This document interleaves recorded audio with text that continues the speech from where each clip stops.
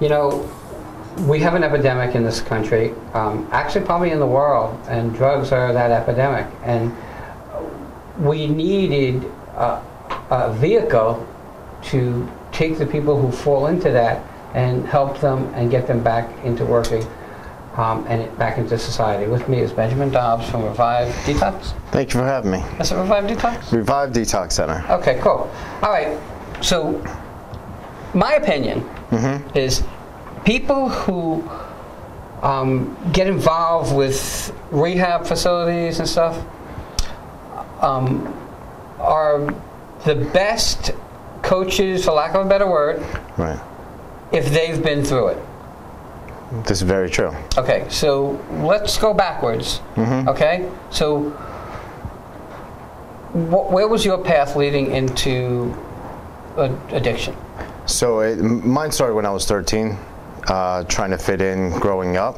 I went from alcohol and marijuana and lived a rebellious life. Was really more addicted to the lifestyle and addicted to the street type of lifestyle, fast pace, money, cars, power.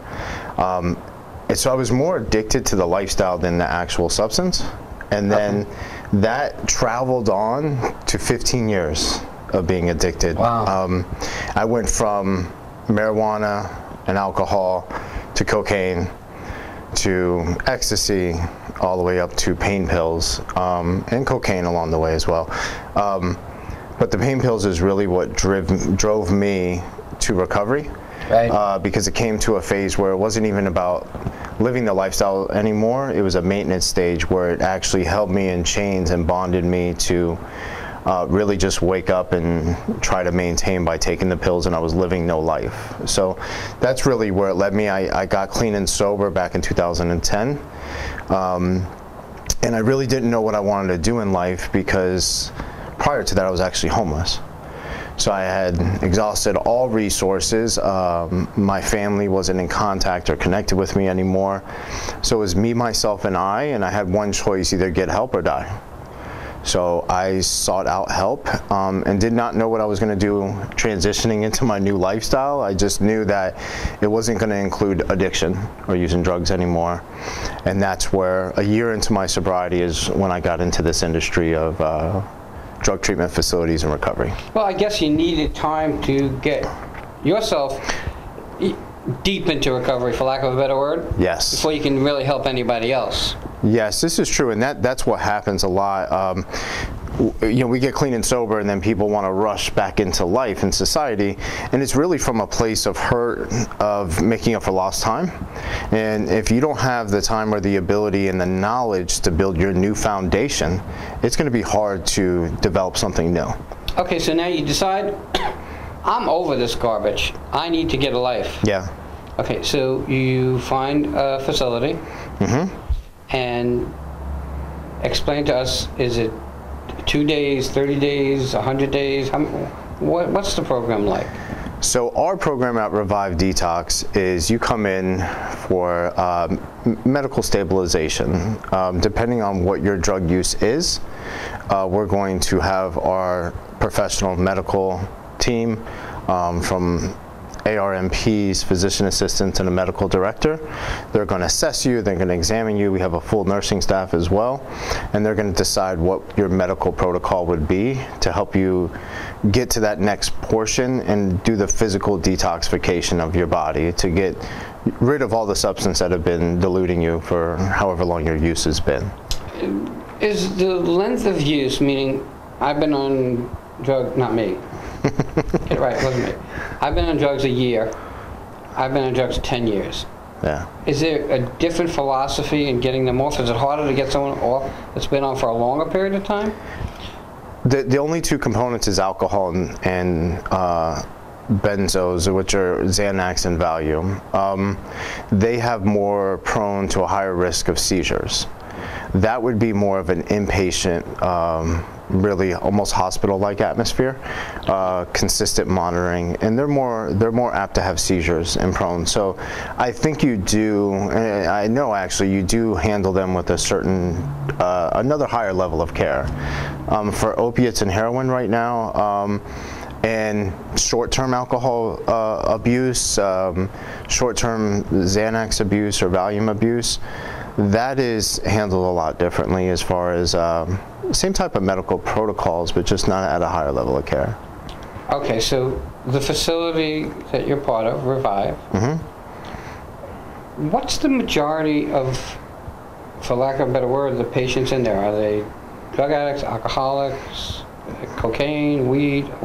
What do you see the most of? Highest percentage is opiate heroin users. The opiates, yes, it's about, I would say about 52 to 53%, and then we start getting into alcohol, and then cocaine, and then you get into marijuana as well. Now crystal meth is another one, but we don't see that much high of a rate for them.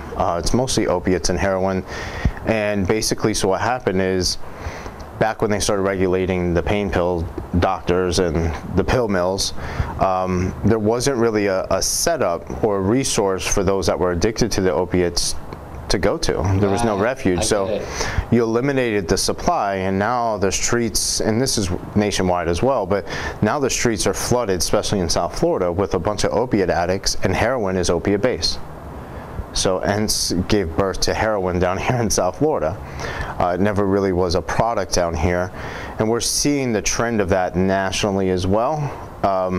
So that's why the rates in most facilities, it's usually opiate users, then alcohol, and then whatever comes after that is, you know, depending on the region of the country of where the clients come from. I mean, I don't know if there's a, I don't want to say better, so let's say a worse or a worser. Okay? Yeah. Addicted to heroin, addicted to alcohol. Heroin worse? I mean, in my mind, as a non-drug user, I would say, oh my God, heroin is like a nightmare. Right, so there's statistics and facts that back some of that up. Some of the statistics and facts are heroin users in the first 2 to 5 years of their use are more receptive to hepatitis C, liver damage, anything physical in the bodies, because it's a more aggressive substance. Alcohol is more long-term progressive. There's still damage that's going on, but you can find anywhere from alcohol abuse of 10 to 15 years begin to see the same results of damage that would be in a heroin user for 2 to 5 years. You know, I guess you talk to these people when they come through at some point in time. Why do most people start it? I mean, is it like peer pressure? Is it, hey, the life is so difficult, I need to, do something? Why do people start doing drugs? It's almost like that's one of the #1 questions. We always try to look for what we call the root cause, because if we can look at that with an individual, then we can find their core challenges or their core issues inside. A lot of it's trauma related, and this is my opinion. No. Trauma relation can be in the eyes of the beholder. For me, I had some traumatic events in my life, but the true trauma was what I put my body through and my emotions through. That was traumatic to me. So trauma is a big one. And it's also, a lot of people, statistics will show, most individuals just try it just to try something different. I always have a saying whenever I do my group therapies that, none of us came out of the womb and gave the doctor a high five and said, I'm going to be the best heroin addict ever. And it's very true. We go into life and we have no idea that that's the route we're going to head. And maybe someone paints a pretty picture. No one really says, try this heroin, you're going to end up becoming an addict. Or the doctors don't hand out the pain pills for sports athletes that have injuries and say, this is going to grow into an addiction. Alcohol, the same thing. We all try our best to try to party a little bit with it in high school and just keep it at that, and sometimes it progresses. One thing I will say is what makes it and allows it to progress is not taking care of your issues, emotional dysregulation. maybe breakups, abandonment, rejection, fear, anxiety, stress, worry. So what happens is we actually develop a coping mechanism with the substance, and it numbs those things, it hides those things. So it doesn't allow us to live life on life's terms, and it keeps us from really learning processes on how to handle and deal with situations. All right, we're going to take a quick break, but we're going to come back, and I want to talk about Revive. Sounds good. We'll be right back, guys.